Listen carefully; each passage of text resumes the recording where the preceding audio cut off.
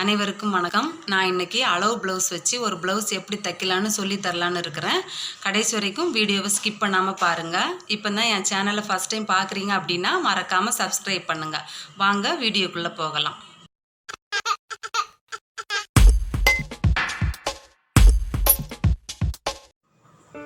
Blouse தைக்கிறதுக்கு first இடுப்பு பக்கத்தை மடித்து அடிச்சுக்கலாம்.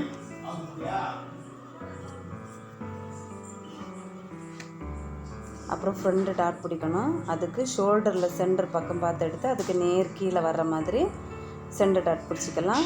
அந்த டாட் கொஞ்சம் அகலமாக இருக்கிற மாதிரி பார்த்துக்கணும். இந்த பக்கமாக அந்த துணியை ரெண்டாக மடித்து அதில் சென்டர் பக்கம் இது அகலம் கொஞ்சம் கம்மியாக இருக்கணும். இப்போ இந்த ரெண்டு டாட்டுக்கு நடுவில் சென்டராக வர்ற மாதிரி இந்த மூணாவது டாட் பிடிச்சிக்கணும். ஆம்கோல் பக்கம் வரும்ல அந்த டாட்டு.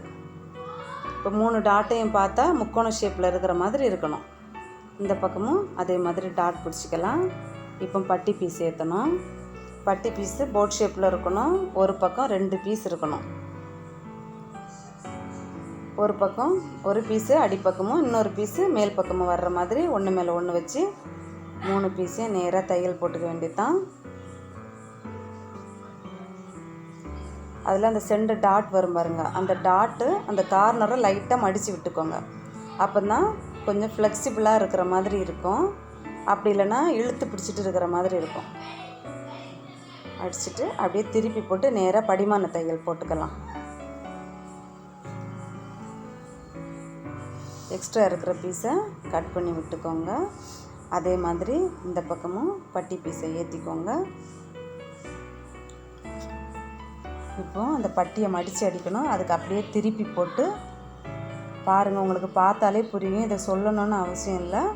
இந்த ஷோல்டர் நம்ம அடையாளப்படுத்திப்போம் பாருங்கள், இந்த ஷோல்டரை இழுத்து பிடிச்சிட்டு அப்படியே ஒன்று மேலே ஒன்று வச்சு அப்படியே அந்த இடுப்புக்கு என்ன அளவு இருக்குதோ அதே அளவை அந்த பட்டியில் மார்க் பண்ணிக்கோங்க.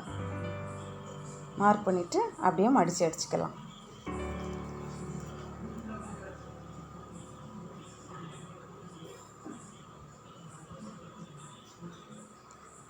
அதே அளவை அப்படியே இந்த பக்கம் துணி இருக்குது பாருங்கள், அதே அளவை அப்படியே அடையாளப்படுத்திக்கோங்க. 2 பக்கமும் இந்த பக்கமும் அந்த பக்கமும் அப்படியே அடையாளப்படுத்திக்கோங்க. அப்படியே அதையும் மடித்து அடிச்சுக்கலாம். மடித்து அடித்தாச்சு. இப்போ ஷோல்ட்ரு பிடிக்கணும். ஷோல்ட்ரு பிடிக்கிறதுக்கு இப்போ தான் நம்ம அளவு ப்ளவுஸே எடுக்க போகிறோம். அந்த கொக்கி பீஸோ இல்லை காஜா பீஸோ வச்சு அளந்து அப்படியே மடித்து போட்டுக்கோங்க. இடுப்பு பக்கமும் ஃப்ரண்டில் அந்த பட்டி பக்கமும் ஒன்று மேலே ஒன்று வச்சு அப்படியே வந்தால் அப்படியே ஷோல்டரை பிடிச்சிக்கலாம். புரியுதுங்களா? 2 தையல் போட்டுக்கோங்க. அதே மாதிரி இந்த பக்கம் 2 பக்கம் ஷோல்டர் பிடிச்சாச்சு. இப்போ கொக்கி பீஸு காஜா பீஸு, கொக்கி பீஸு 2ஆக மடித்து ஃபோல்ட் பண்ணி எடுத்துக்கோங்க. கொக்கி பீஸு எப்போவுமே வெளிப்பக்கம் இருந்து உள்பக்கம் வர்ற மாதிரி தைக்கணும்.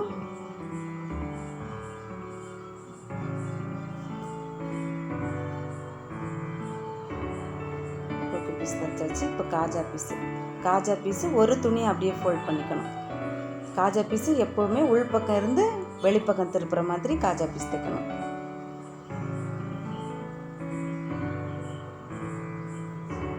இப்போ கழுத்து ஏற்றிக்கலாம். கழுத்துக்கு கிராஸ் பீஸ் வெட்டி வச்சுருக்கோம். கிராஸ் பீஸே அப்படியே கிராஸாக வச்சு ஒன்று மேலே ஒன்று வச்சு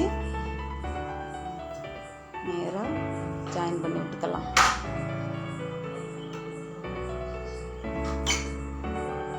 ஜாயின் பண்ணியாச்சு. இப்போ பாருங்கள், நுனி பகுதியை மடித்து விட்டு அப்படியே 2ஆக ஃபோல்ட் பண்ணிக்கோங்க. ஃபோல்ட் பண்ணி அப்படியே கழுத்தில் ஏற்றிக்க வேண்டியதுதான். நேராக ஏற்றிக்க வேண்டியதுதான்.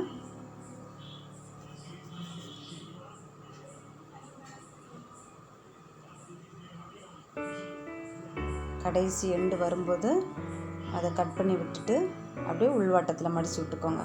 2 துணியும் ஒன்றாவே வச்சு உள்வாட்டத்தில் மடித்து விட்டுக்கோங்க. இப்போ அப்படியே திருப்பி படிமான தையல் போட்டுக்கோங்க. படிமான தையல் போட்டால் தான் நம்ம கழுத்து பகுதியை அப்படியே நல்லா ஃபினிஷிங்காக இருக்கும். நேராக படிமான தையல் போட்டு எடுத்துக்கோங்க. படிமான தையல் போட்டுக்கோங்க நேராக.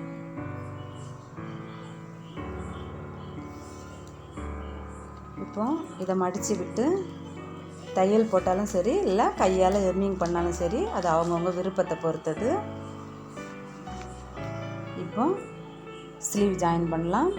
ஸ்லீவில் அடையாளப்படுத்திடுறது பாருங்கள், அது குடஞ்ச பக்கம், அது ஃப்ரண்ட் பக்கம் வர்ற மாதிரி ஜாயின் பண்ணிக்கலாம்.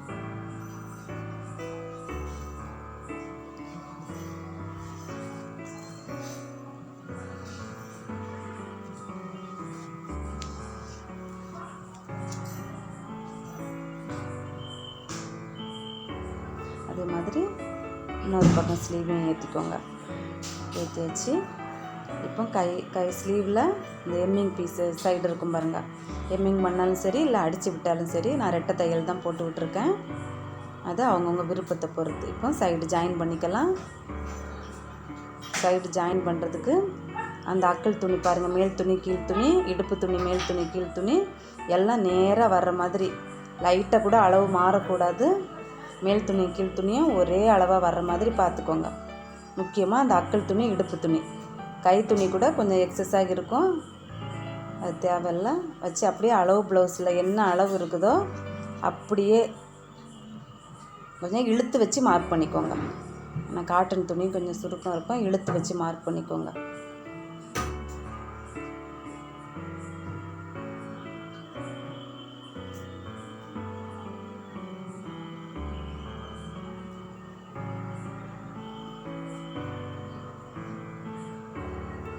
அப்படியே கொக்கி பீஸ்னால் கொக்கி சைடு இருக்கிற துணியை இடுப்பில் தையல் ஓட்டிக்கோங்க. அதே மாதிரி அந்த பக்கம் காஜா சைடுனா காஜா பக்கம் இருக்கிற துணி அளந்து மார்க் பண்ணிக்கோங்க. துணி எதுவுமே வேஸ்ட் ஆகலை பாருங்கள்.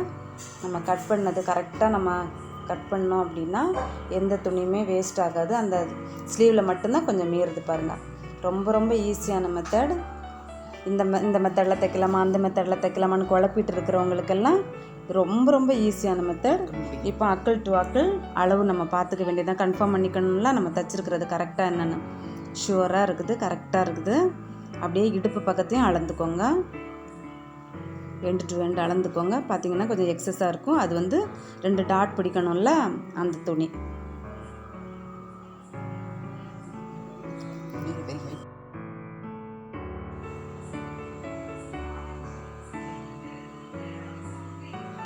ரெண்டு டாட்டையும் பிடிச்சதுக்கப்புறமா இடுப்பு சுற்றளவு அளந்து பாருங்கள்.